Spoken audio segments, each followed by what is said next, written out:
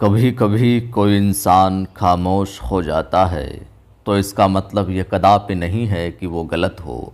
नमस्कार, जय हिंद। मैं हूँ आपका दोस्त कवि आदि गणेश। स्वागत करता हूँ आप सभी का और प्रारंभ करते हैं आज अपना छठा अध्याय शमशेर बहादुर सिंह साहब का। इनकी जो उषा कविता है उसको देखेंगे हम। बहुत ही अच्छी कविता है और इससे पहले जितने भी अध्याय हमने करवाए हैं, कक्षा 9 कंप्लीट करवा दी, कक्षा 10, कक्षा 11 और कक्षा 12 की ये तीसरी पुस्तक चल रही है अपने, ठीक है। अंतराल भाग 2, वितान भाग 2 करवा दी और अभी ये अपनी आरोह है भाग 2 पुस्तक चल रही कक्षा 12 की, ठीक है। ये छठा अध्याय है आज शमशेर बहादुर सिंह साहब का। टेलीग्राम चैनल को आपने ज्वाइन नहीं कर रखा है, डिस्क्रिप्शन में लिंक मिल जाएगा। कवि आदि गणेश हिंदी नाम से टेलीग्राम चैनल है जिस पर 4900 से अधिक लोग जुड़ चुके हैं, उसको ज्वाइन कीजिएगा। वहाँ पर मैं सवाल वगैरह, सूचना वगैरह डालता रहता हूँ और जल्दी ही कुछ नया आपको वहाँ पर भी देखने को मिलेगा।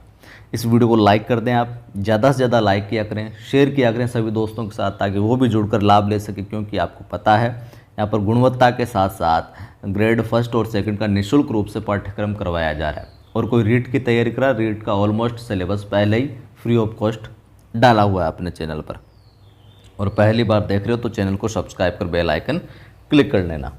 चलिए प्रारंभ करते हैं हम शमशेर बहादुर सिंह साहब के परिचय से।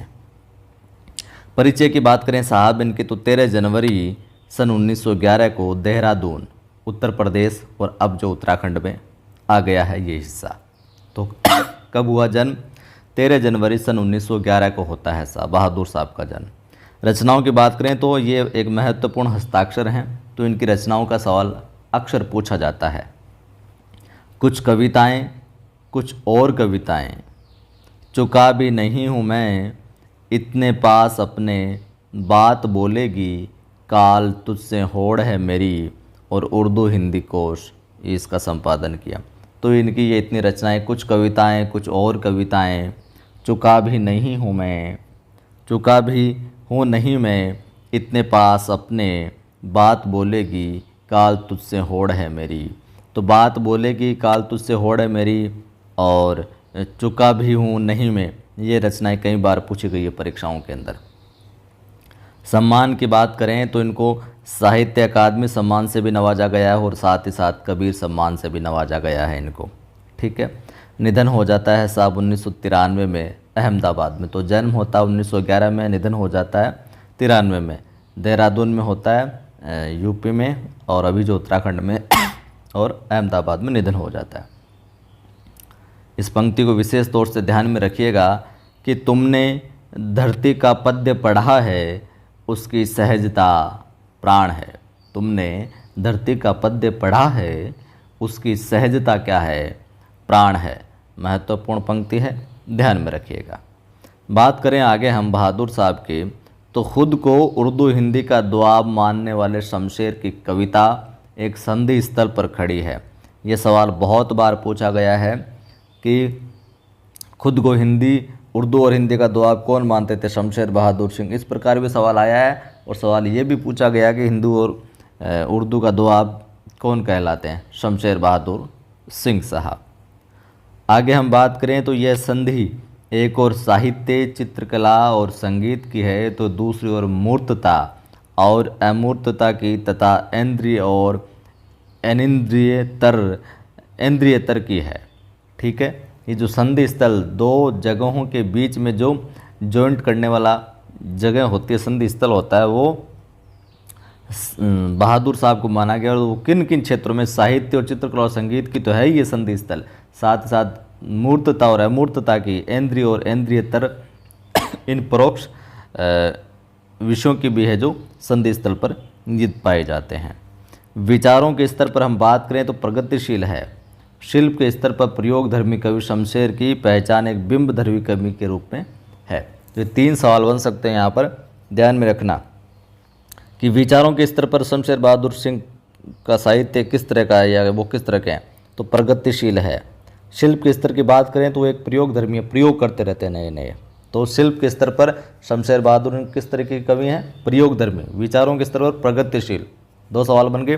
तीसरा, और बिंबधर्मी कवि के रूप में किसे जाना जाता है? पहचान एक, उनकी जो पहचान पॉपुलरिटी वो बिंबधर्मी कवि के रूप में जो होती है साहब।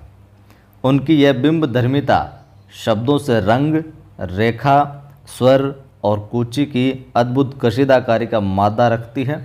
और बिंबधर्मी और ये प्रयोगधर्मी किस तरीके के हैं, अभी हम इनकी जो ये कविता है उषा ये पढ़ेंगे तब आप जान जाओगे नए नए प्रयोग कैसे कर रहे हैं ये।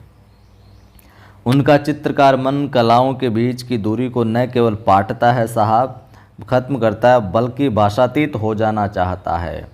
उनकी मूल चिंता माध्यम का उपयोग करते हुए भी बंधन से परे जाने की है। वो बंधनों में बंद करे जो अपनी अभिव्यक्ति नहीं करना चाहते, उससे भी परे जाने की है।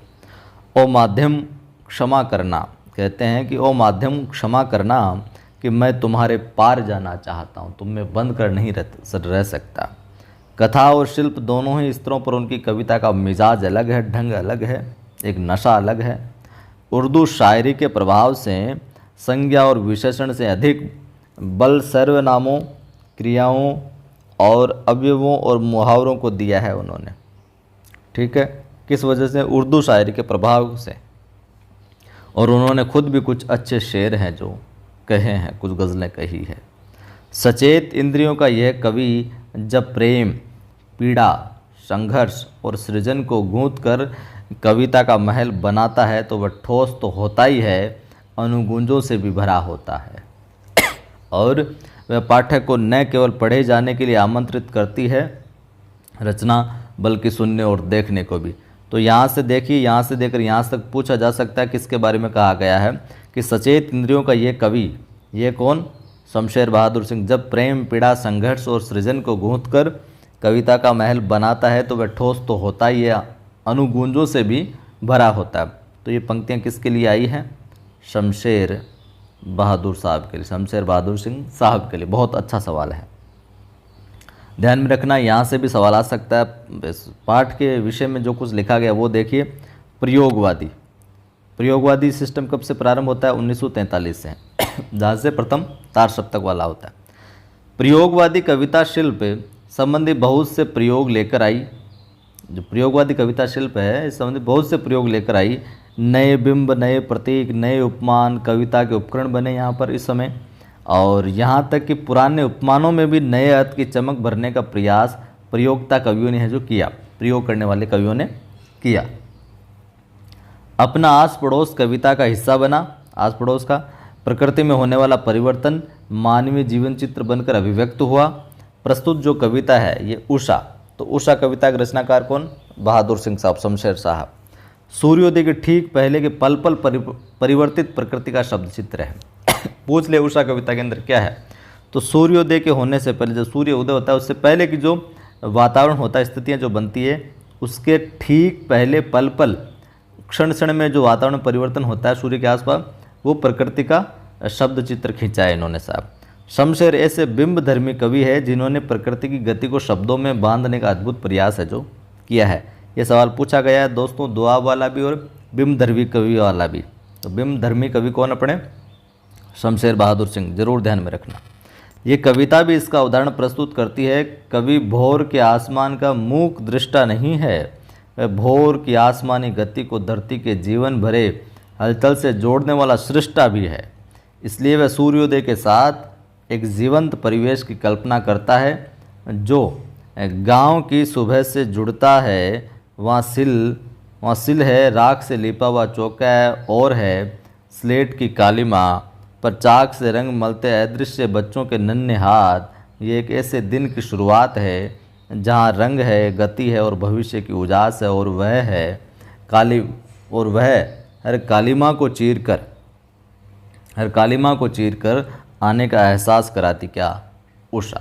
अब देखिए साहब इसके रचना देखते हैं और इसका भावार्थ देखते हैं।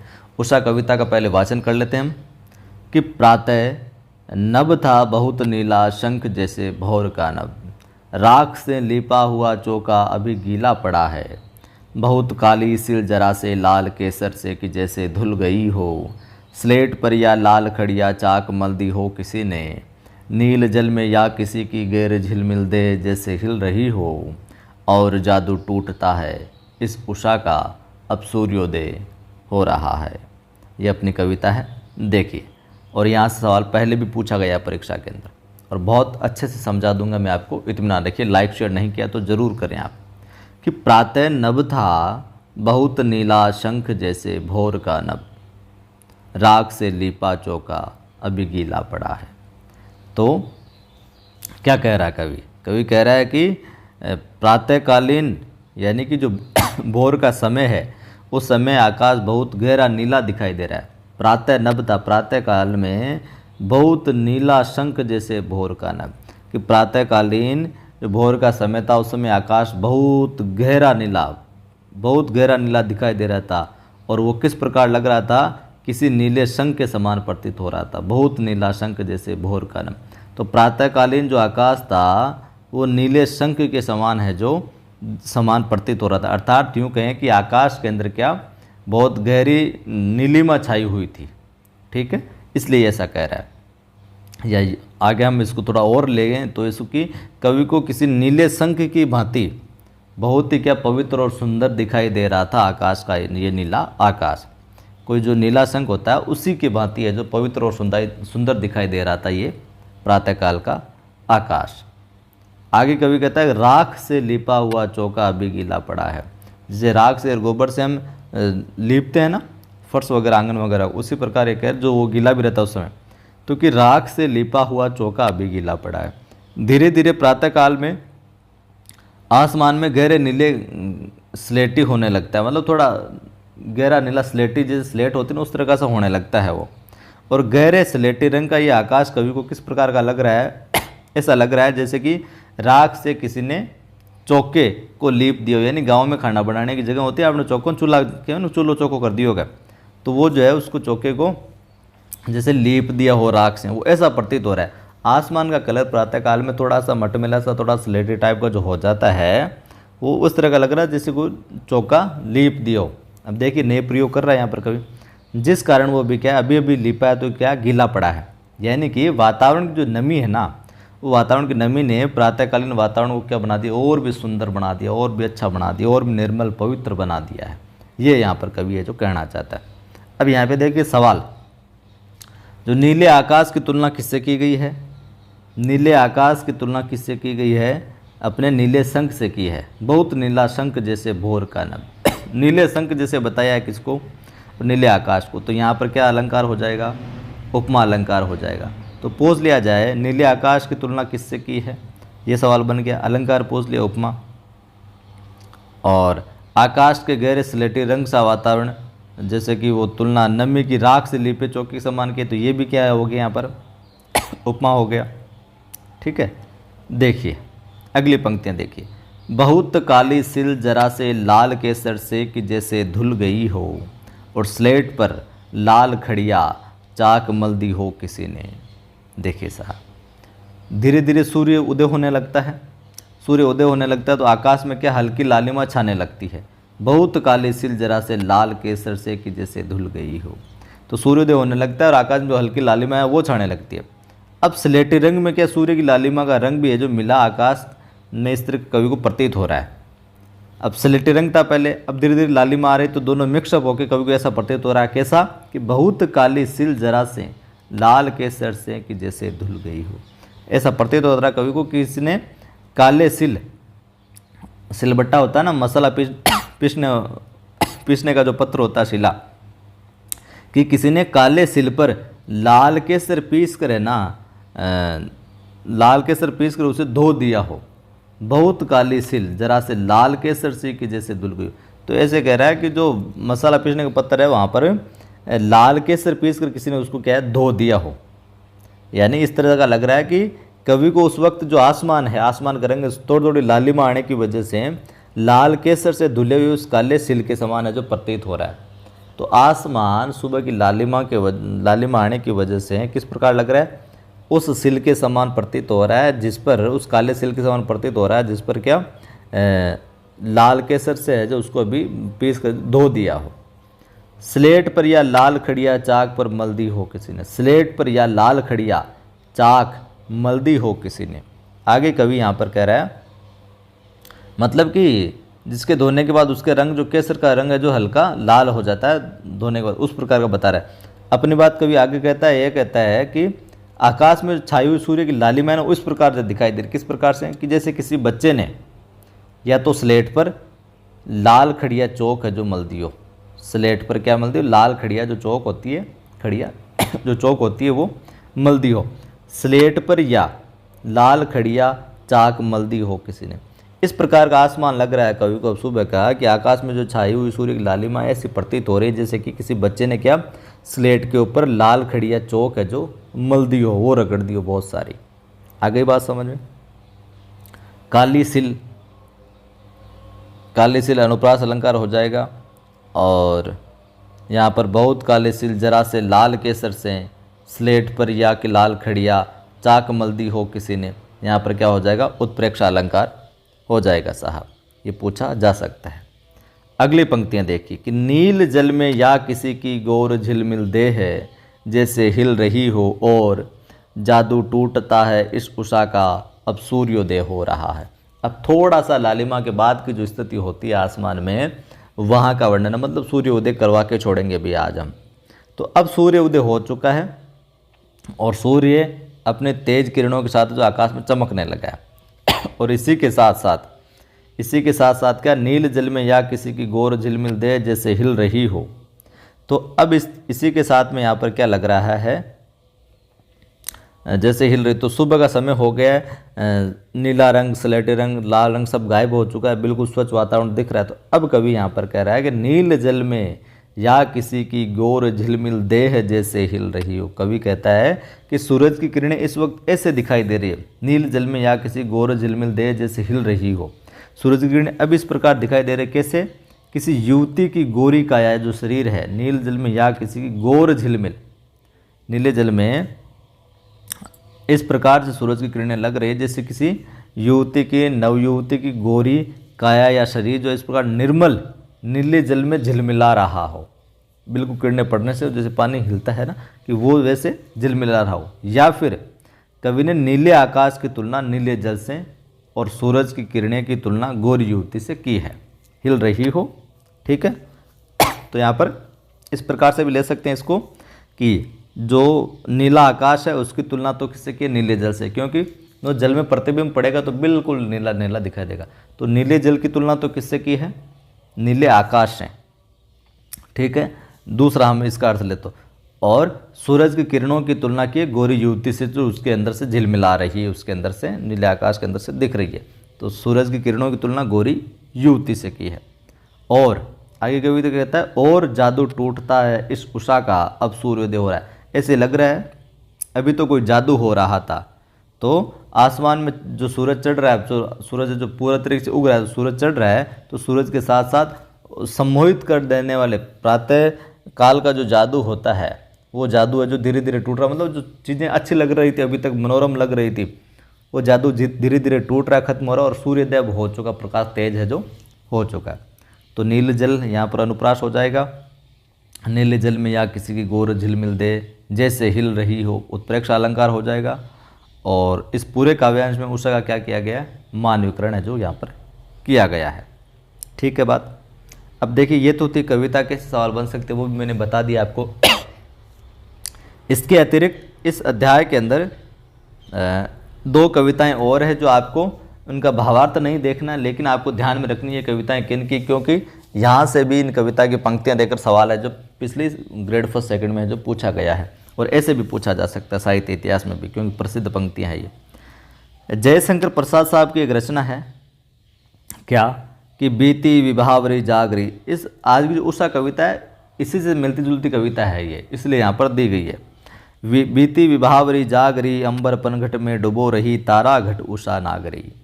खग कुल कुल कुल सा बोल रहा किस लिए का अंचल डोल रहा। लो ये लतिका भी भर लाई मधु मुकुल नवल रस गागरी। अधरों में राग अमंद पिए अलकों में मलयज बंद किए। तू अब तक सोई है आली आँखों में भरे विहागरी। बीती विभावरी जागरी। तो बीती विभावरी जागरी ये पंक्तियाँ देकर, ये अंबर पनघट में डुबो रही तारा घट उषा नागरी, ये अपने अलंकारों में भी आता है। तो किन की पंक्तियाँ हैं? जयशंकर प्रसाद साहब की, ये परीक्षा में पूछी गई कई बार। एक रचना और है यहाँ पर, यह सच्चिदानंद हीरानंद वात्स्यायन अज्ञे साहब की रचना, और ये भी कई बार परीक्षा में पूछी गई है। भोर का बावरा अहेरी, ये पंक्ति देकर पूछी गई है। भोर का बावरा अहेरी पहले बिछाता है आलोक की लाल लाल कनिया, पर जब खींचता है जाल को बांध लेता है सभी को साथ। छोटी छोटी चिड़िया मंझोले परे हुए बड़े बड़े पंखी, डेनों वाले डील वाले डोल के बेडोल उड़ने जहाज, कलश त्रिशूल वाले मंदिर शिखर से ले, तार घर की नाटी मोटी चिपटी गोल धुंसों वाली, उपयोग सुंदरी बेपनाह है काया को, गोधूली की धूल को मोटरों के धुएं को भी, पार्क के किनारे पुष्पिताग्र कर्णिकार की आलोक खची तन्वी रूप रेखा को, और दूर कचरा जलाने वाली कल की उदंड चिमनियों को, जो धुआं यूँ उगलती है मानो उसी मात्र से अहेरी को ये जो हरा देगी। ये आगे साहब की है, तो ध्यान में रखना। तो ये था अपना अध्याय उषा वाला। कैसा लगा कमेंट करके बताइएगा। वीडियो को लाइक ज़रूर कर दें आप नहीं किया तो, सभी दोस्तों के साथ सभी ग्रुप में ज़रूर शेयर किया करें, और पहली बार देख रहे हैं चैनल को सब्सक्राइब कर बेल आइकन क्लिक कर लें ताकि हर वीडियो की सूचना मिलती रहे। जय हिंद, फिर मिलता हूँ।